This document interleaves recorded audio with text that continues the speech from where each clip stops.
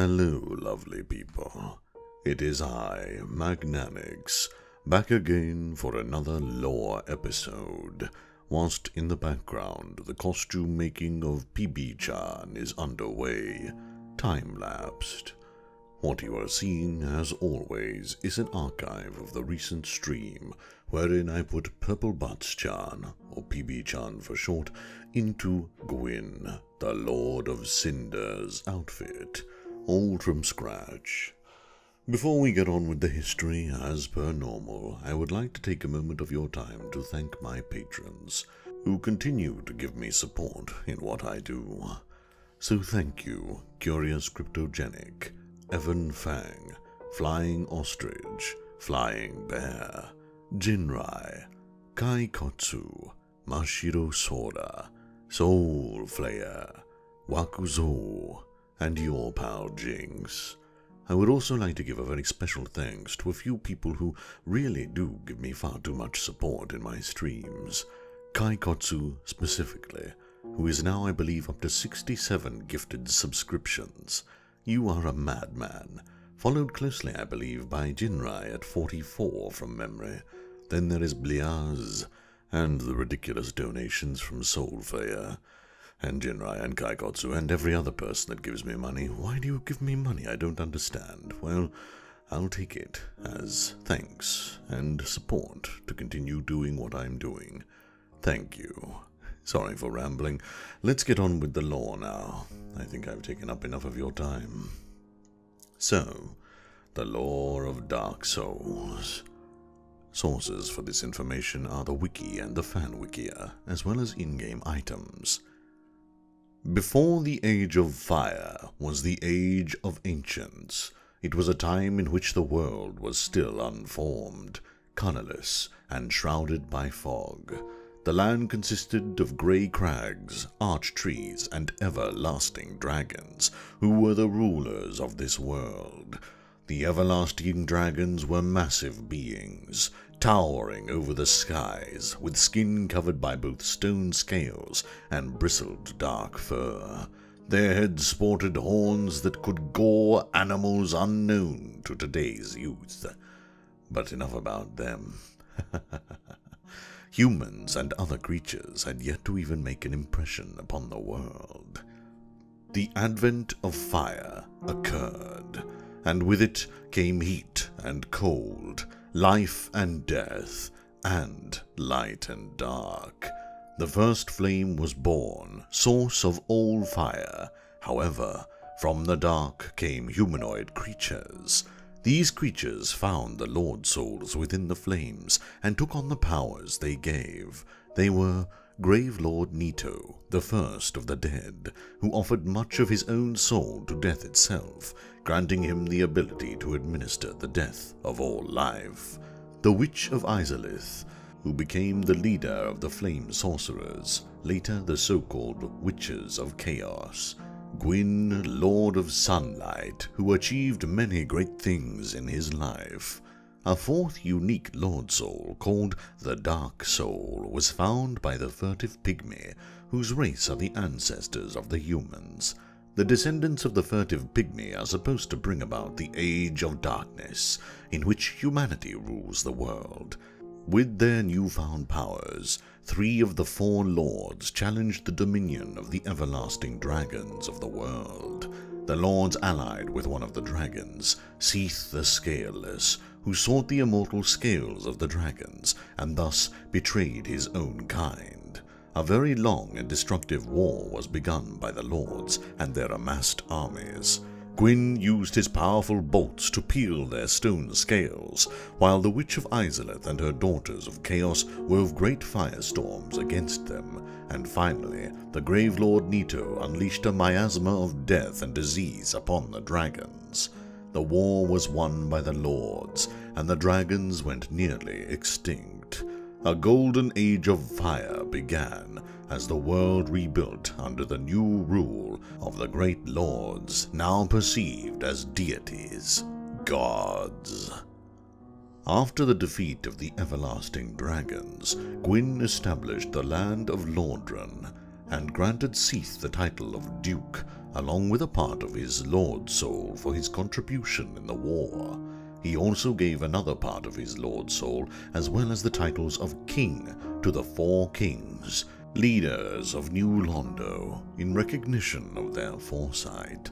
Gwyn resided in the capital of Anor Londo and had 3 children. Lord Gwyn's firstborn, the old god of war, who was stripped of his deific status and erased from the history books for his foolishness.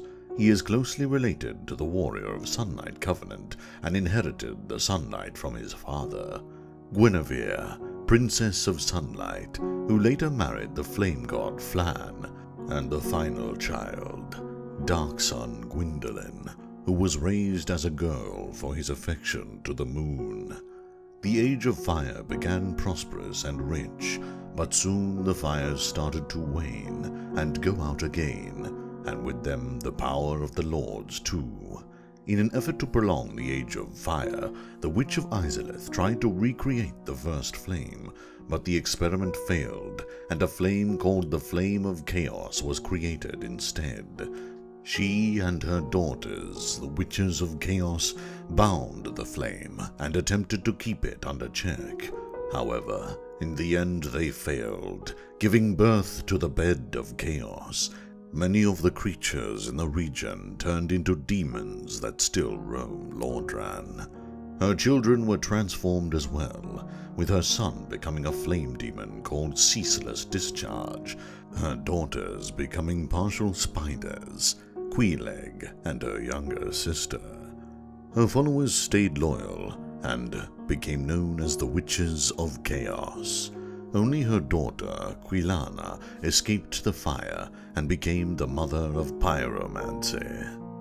Gwyn, in a final effort to save the Age of Fire, marches with a great deal of his army to the kiln of the first flame and sacrifices himself to link with the first flame, turning the kiln to ash and incinerating his entire army, making them Black Knights who later walked the halls and forts of Lordran.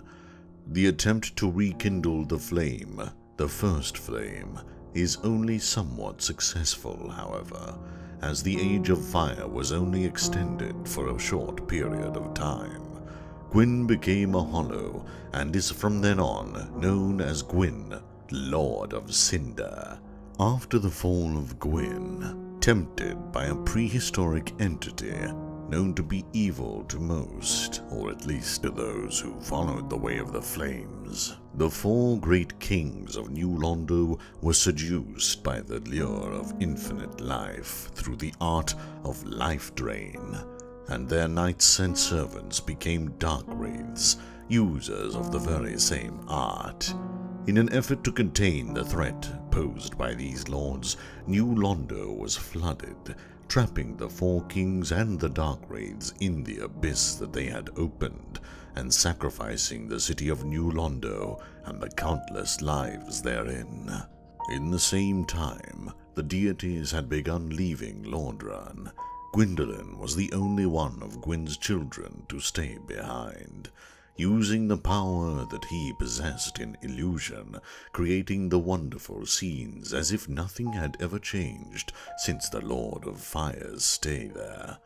Seath, who became obsessed with his research and experiments, amassed countless tomes and was eventually driven mad by his research. He became a powerful sorcerer and the grandfather of sorcery.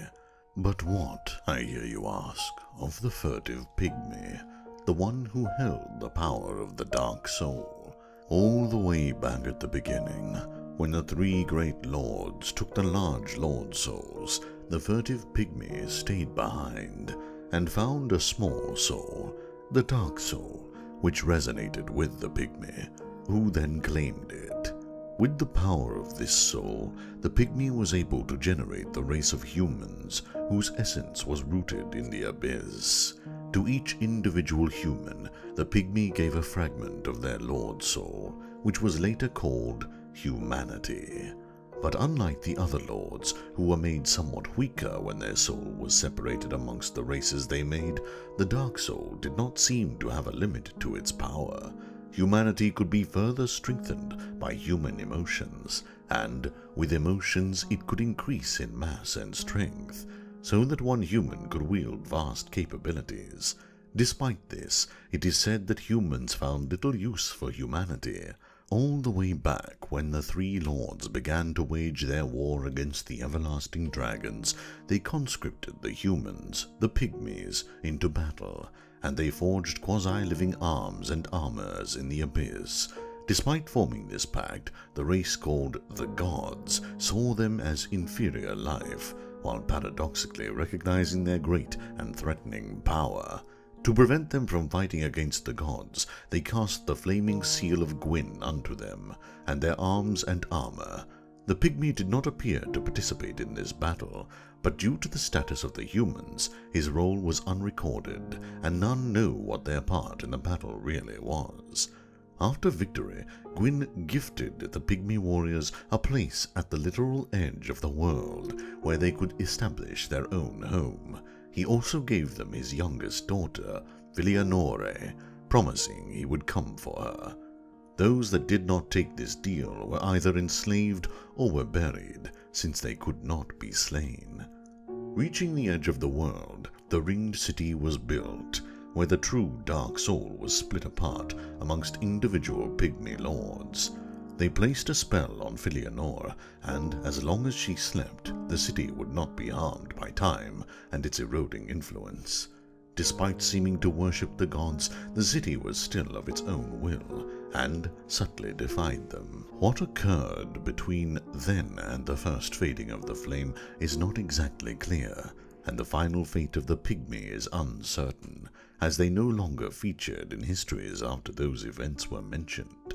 According to Karth, the primordial entity who was twin to the one who had seduced the four kings into opening the abyss, the pygmy hid from the world with the dark soul and waited for the age of fire to subside, for he had foreseen the end of the gods' rule, and the fire began to fade, bringing the age of gods to an end.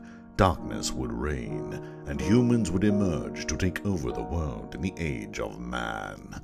This is the reason Gwyn originally linked the flame, as he did not wish to see his kingdom ruled by what he deemed to be the inferior beings, humans. By the time of the chosen undead's arising, the furtive pygmy is all but forgotten by the world, though some are still aware of his origins, some in dark corners, in faraway places, even those who know firsthand. But that is a story for you to find out, dear viewers, by playing through Dark Souls 1, 2, and 3. Although 2 is not set in the same storyline as 1 and 3, it still does have information on the glory that is the Dark Souls universe. Thank you all, lovely people, for joining me as I rambled on about the lore of the Dark Souls world. Much like the lore of Dark Souls, which plays heavily into the idea of cycles and time jumps, this is probably all over the place, and for that I apologize if it is not properly constructed in a flowing reading. But, well, I only do this for fun, in the hopes that it will bring you happiness, joy, possibly relaxation, and new knowledge if you did not already know any of this. If you wish to download the model that you are seeing built in the back of this stream here, you can do so by visiting my Patreon. The link, as always, is within the description of the video. Thank you again for watching. I hope you have a wonderful morning, evening, or night, no matter where you are. Farewell for now.